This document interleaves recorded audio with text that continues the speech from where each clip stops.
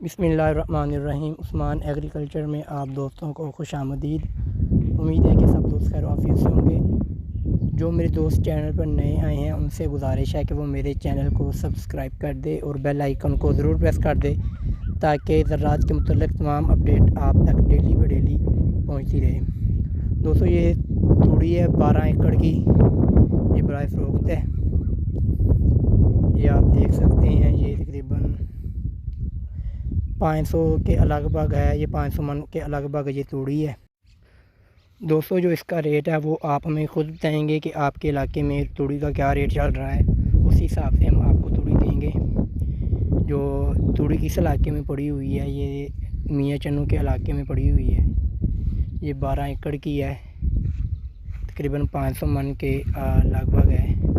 دوستو یہ بتا دوں آپ کو، یہ ہاتھ کی کٹائی کی توڑی نہیں ہے، یہ ہارویسٹر کی کٹائی کی توڑی ہے جو کہ برائے فروخت ہے۔ اگر کوئی بھی دوست انٹرسٹ ہو اس میں، اگر کوئی خریدنا چاہے تو آپ دیے گئے نمبر پر رابطہ کر سکتے ہیں تاکہ آپ کو مکمل معلومات آپ کو بتا دی جائے۔ تو یہ تھی آج کی ویڈیو، اسی کے ساتھ مجھے اجازت دیجیے، میرے چینل کے ساتھ جڑے رہیں۔ اللہ حافظ۔